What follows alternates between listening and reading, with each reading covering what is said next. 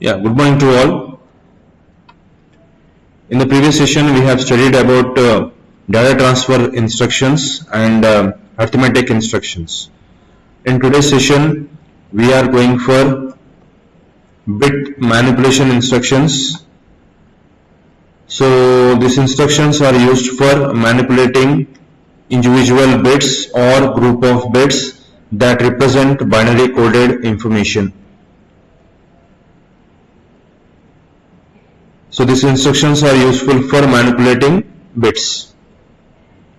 So these instructions can be used for testing a 0 bit, set or reset a bit, shift the bits across the registers. So we have three groups of instruction in bit manipulation instructions, which are logical instructions, shift instructions and rotate instruction.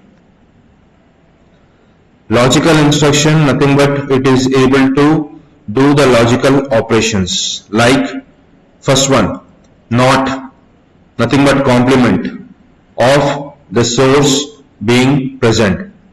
Once complement it will able to do with the help of not instruction. Second one, and, it performs the AND operation of destination and source. So as we have already know in our digital electronics what is the AND operation.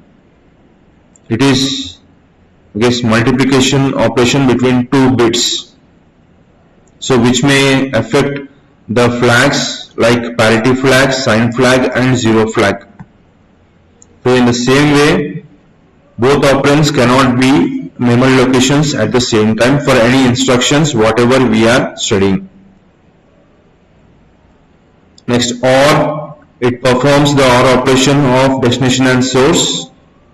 So source can be a immediate number register or memory location. Here also both operands cannot be a memory location at the same time. It also affects some flags which are parity flags, source flag and zero flag. Then XOR, it also performs the XOR operation of destination and source.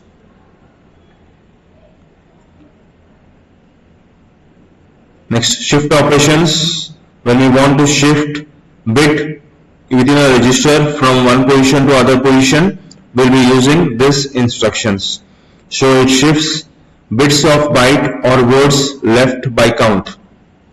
It puts zeros in LSBs. MSB is shifted into a carry flag. If the MSB bit we are getting, that will be shifted to the carry flag, which means carry is existing. However, if the number of bits to be shifted is more than one, then the count is put in CL register. So this is from 0 to moving to the shifting to the left side. 1 bit, 1 bit, 1 bit, 1 bit, 1 bit. When 1 exists here in the MSB bit, it will be stored in the CF, which indicates carry exists. Shift register, here the LSB bit will be stored in your CF, which means that it is shifting to the right side. Next, rotate instruction. We have rotate left. So it will be rotating or it will be shifting 1 bit. After finishing, it again comes back to the left side. It will start again in the rotation fashion. So MSB will be transferred to LSB and also to the CF once its rotation for one cycle completes. So rotation left, rotation right, ROR, it rotates bit by bit to the right side, and again the LSB bit is being moved to the MSB bit and CF register also. RCL, nothing but rotate carry left. If any carry exists, it will be moved to the left. This is similar to your rotate left. RCR, rotate carry right, which is rotating in the right manner, and carry will be stored into the CF carry flag. It will be stored into the LSB bit. Next, string instructions. So string is nothing but the instructions which perform on the strings, which can able to store bytes or words. So these are strong set of there are very strong set of string instructions in 8086. Instructions are available to move, compare, scan for a given value, and move string elements to and from the accumulator. By using these string instructions, the size of the program is considerably reduced. Compare string, first one, it compares the two strings present in the source and destination. Scan the string, it scans the string with byte or word. Then move string or move string byte or move string word.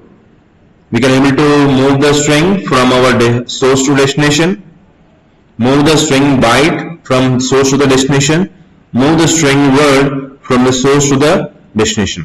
In this instruction, the source string is in the data segment and the destination string is in the extra segment. So here stores the offset values which are SI and DI. Repeat. It will be repeating the instruction until any of the register becomes 0. Means until it compares all the string present in the given data, it will be repeating, it will not be 0. So you can use repeat, move string byte. Next, program execution transfer instruction. These instructions are useful for transferring the execution of the program. So automatically jumping in order to execute the corresponding instruction, these instructions are being used. So we have 4, which are conditional transfer, unconditional transfer, iteration control, and interrupt. Unconditional jump, this is just like a function. Okay, whenever you are writing a function, if we will give call whatever the function name or whatever the function address, destination, it will call the function and executing the corresponding function or procedure. The address of the next instruction after call is saved onto the stack, top of the stack. Next, unconditional is return. Return to every call instruction should have a return. So after completing the call of the corresponding procedure, it return to the original program or original instructions. We have stopped at some point and again it goes to the call instruction. When we are calling, it goes to some other lines in the program, execute that corresponding procedure or function, then again return back to the original code. We will be having a jump instruction also, which will be jumping whatever the destination location is. Conditional jump, nothing but it consists of some condition, then only you need to jump. So we have various instructions, various conditional jump instructions like jump if carry, jump if not carry, jump if 0 or jump if equal, jump if non-zero or jump if non-equal, not equal, jump if sign, jump if non-sign, jump if parity bit, jump if non-parity, jump if overflow, jump if above, jump if above or equal, jump if below, jump if below equal, jump if greater or equal, jump if less on equal. So these are the various conditional jump instructions. Conditional instructions. Next, iteration control instructions, loop destination. It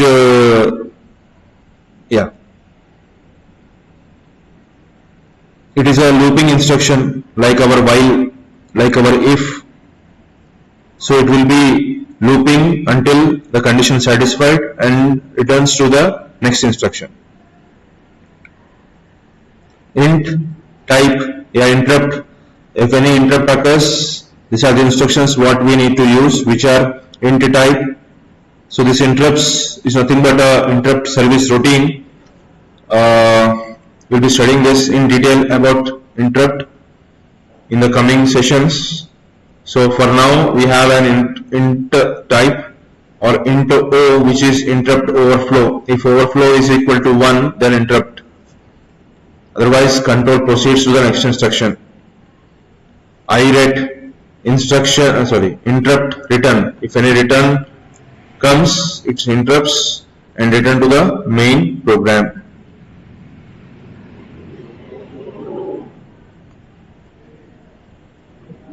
These instructions control the processor itself.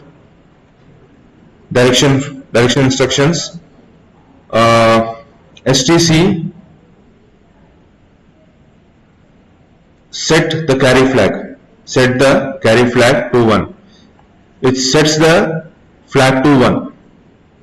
Clear the carry flag with zeros. Complement the carry flag. If it is 1, it becomes as 0. STD standard. STD nothing but set the direction flag to 1. Set means 1. Clear means 0. Clear the direction flag. Clear the interrupt. Set the interrupt. Halt, stop executing, stop fetching and executing instructions. Enter a halt state. Wait instruction, it will be waiting until the ideal condition occurs. Lock, it will be locked so that other processor cannot be able to use or able to control the system bus. Escape, it is used to pass control to the coprocessor. No operation, it is used to increase the delay of a delay loop. Next, addressing modes, nothing but it specifies where an operand is being located. It tells where the operand is being located, in which address. So they can specify a constant or a register or a memory location. The actual location of an operand is its effective address.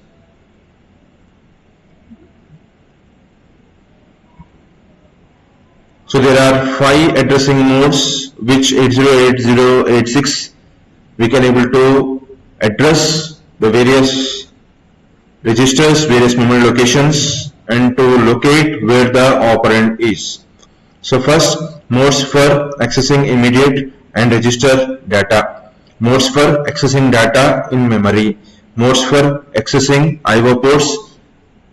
Relative addressing mode, implied addressing mode. These are the 5 addressing modes which can be classified as addressing modes.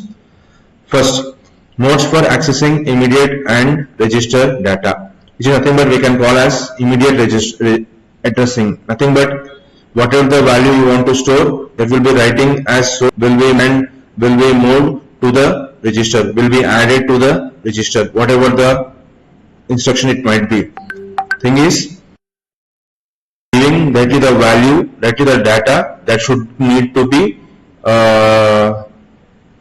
moved or added, whatever the instruction is, which is immediate addressing. Nothing but loading the data into the register. Register addressing, you can take the data from the registers and do your task, which is register addressing.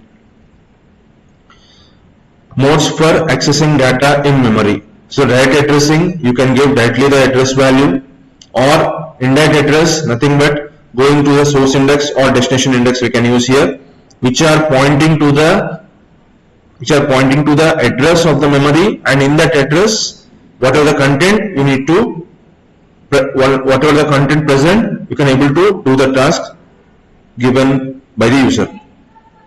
So directory addressing, nothing but directly the address value. Register indirect, using the register, you can give the indirect address where the operand or what the operand need to do.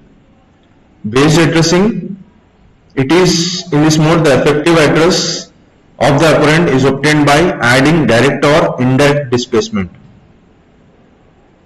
Yeah. So based means you have to give the displacement value whether it is an 8-bit or it is an 8-bit or 16-bit. Now the BX effective address is BX plus this. Total is equal to effective address. And indexed addressing mode, we can give the indexed addressing like giving the content of SI or DI added with the given direct or indirect displacement. Based indexed addressing mode, it is a combination of based and indexed addressing mode.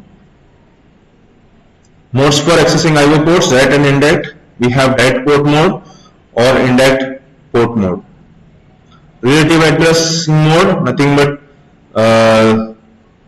in this mode the operand is signed 8-bit displacement related to the PC.